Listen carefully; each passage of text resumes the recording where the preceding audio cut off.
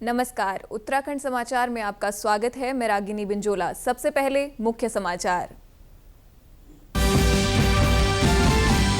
प्रदेश विधानसभा सत्र का आज चौथा दिन, बजट पर होगी चर्चा। भू कानून समेत 11 विधेयकों पर होगा मंथन।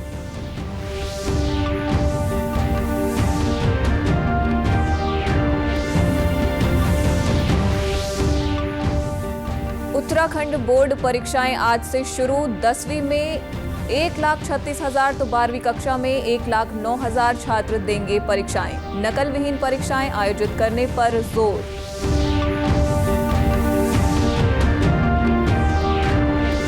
और समान नागरिक संहिता के तहत वैवाहिक पंजीकरण की प्रक्रिया होगी तेज। सरकारी कार्मिकों के लिए लगेंगे विशेष शिविर। जन जागरूकता अभियान चलाया जाएगा। अब समाचार विस्तार से। प्रदेश विधानसभा सत्र का आज चौथा दिन है। सदन में आज विभागवार बजट पर चर्चा होगी और इसके बाद 2025-26 के वार्षिक बजट को सदन में ध्वनि मत से पास किया जाएगा। बजट में विभागवार चर्चा होगी, वहीं 9 विधेयकों को चर्चा के बाद पास कराया जाएगा।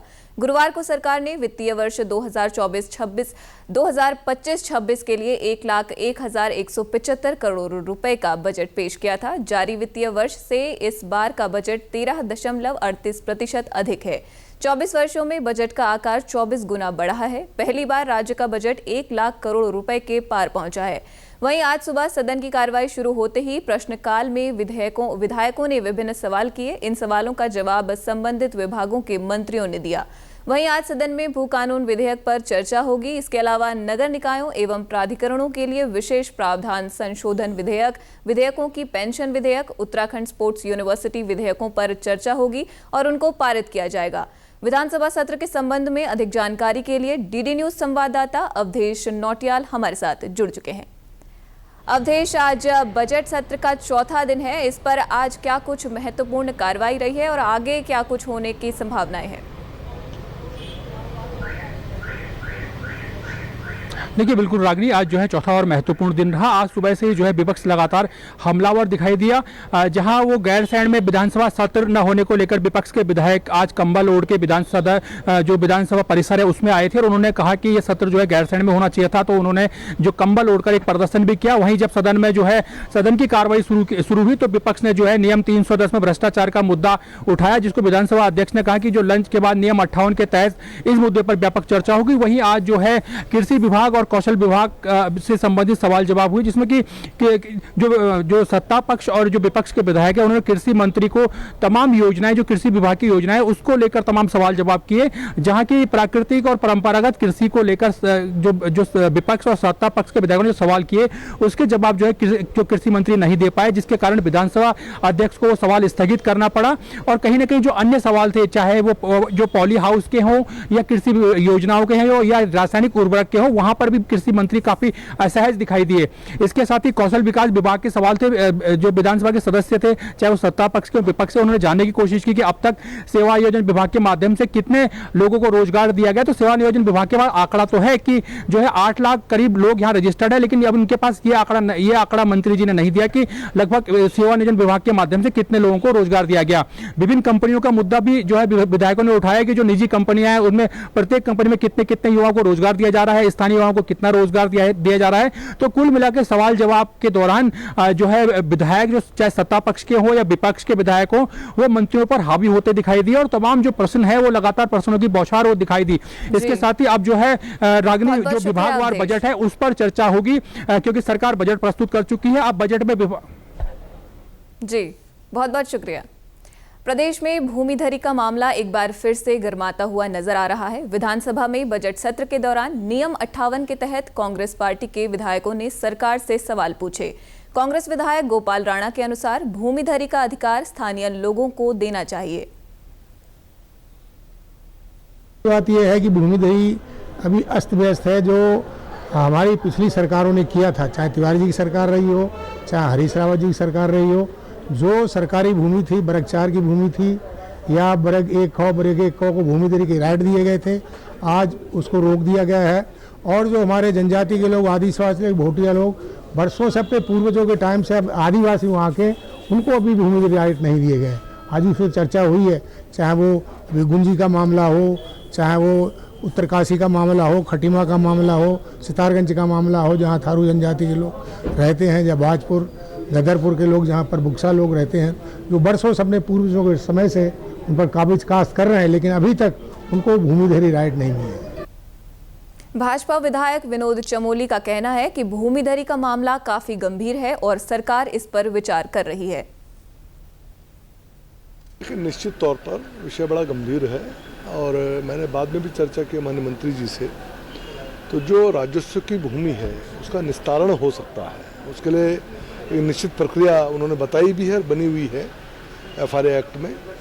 और जो वन भूमि है तो वन भूमि के बारे में अध्ययन करने की आवश्यकता है। अगर वन भूमि राजस्व भूमि में ट्रांसफर हो सकती हो, यदि कोई ऐसा प्रोविजन है वो दिखाना पड़ेगा, तो फिर उसका समाधान निकाला जा सकता है। लेकिन जो भूमि हमारे पास उपलब्ध है, जो हमारी राजस्व की सरकार की भूमि है, निश्चित तौर पर उसका रास्ता निकाला जा सकता है, ऐसा मेरा मानना है। उत्तराखंड विद्यालयी शिक्षा परिषद की 10वीं और 12वीं बोर्ड परीक्षाएं आज से शुरू हो गई हैं। इस साल 10वीं कक्षा के 1,36,668 छात्र, जबकि 12वीं कक्षा में 1,09,099 छात्र बोर्ड परीक्षा देंगे।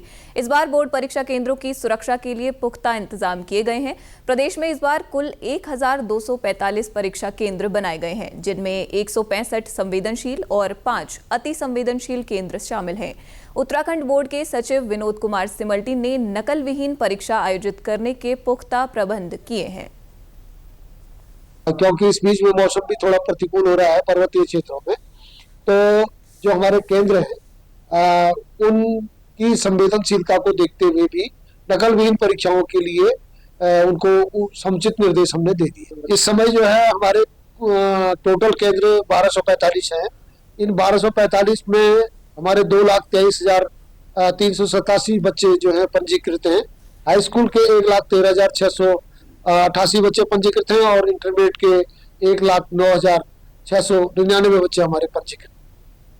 बोर्ड परीक्षा के लिए नैनीताल जिले को 11 सेक्टर में बांटा गया है। सभी 11 सेक्टर में मजिस्ट्रेट तैनात किए गए हैं। हल्द्वानी के सेक्टर मजिस्ट्रेट परितोष वर्मा ने बताया कि नकल विरोधी परीक्षा संपन्न कराने के लिए तैयारियां करी गई हैं।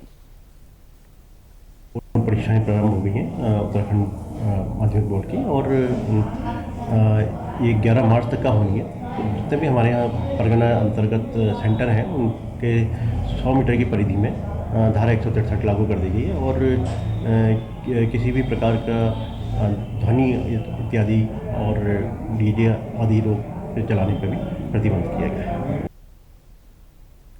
उधर शिक्षा मंत्री धन सिंह रावत ने कहा कि इस वर्ष उत्तराखंड बोर्ड परीक्षा का रिजल्ट 20 अप्रैल को जारी कर दिया जाएगा। इसके साथ ही ब्लॉक स्तर के टॉपर छात्र छात्राओं को शैक्षिक भ्रमण के लिए देश के कई क्षेत्रों में ले जाया जाएगा। उन्होंने कहा कि अंक सुधार परीक्षा का प्रावधान भी इस वर्ष रखा गया है, जहां 2 विषयों में अपने अंक सुधारने के लिए परीक्षार्थी दोबारा से परीक्षा के लिए आवेदन कर सकता है। और सरकार ने एक शैक्षिक कैलेंडर घोषित किया है कि आज से पेपर होने के बाद इस साल हम 20 अप्रैल को बोर्ड परीक्षाओं का रिजल्ट घोषित कर दिए।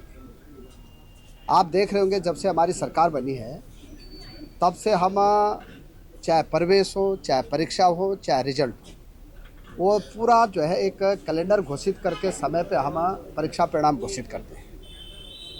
इस बार हमने बड़ा काम ये किया है कि जो भी टॉपर बच्चे इस बार आएंगे उन बच्चों को हर ब्लॉक के जो है 5 से 10 बच्चों को पूरे देश के शैक्षिक भ्रमण में ले जाया जाएगा और अभी से उसका भी रोड मैप हम बना रहे हैं। नकल विहीन परीक्षा के लिए जितने प्रभावी कदम उठाए जा सकते हैं उठाए गए हैं।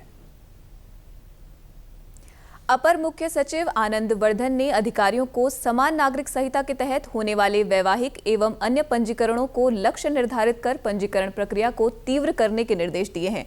अपर मुख्य सचिव आज देहरादून में संबंधित विभागों के अधिकारियों और सभी जिलाधिकारियों के साथ यूसीसी पोर्टल की प्रगति की समीक्षा कर रहे थे। उन्होंने सचिवालय स्तर से जिला स्तर तक के सभी शासकीय कार्मिकों को वैवाहिक पंजीकरण के लिए कैंप लगाकर अभियान चलाने के निर्देश दिए हैं। उन्होंने सभी जिलाधिकारियों को जनपदों में अभियोजन अधिकारियों की यूसीसी के प्रचार प्रसार एवं जागरूकता में सक्रिय सहभागिता सुनिश्चित करने के निर्देश दिए हैं।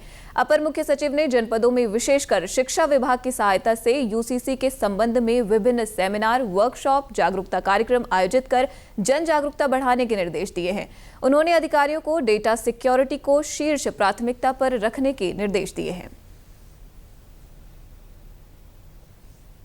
इसी के साथ अभी तक के समाचार समाप्त हुए। दूरदर्शन समाचारों से जुड़े रहें। मिलते हैं फिर शाम 5 बजे के बुलेटिन में।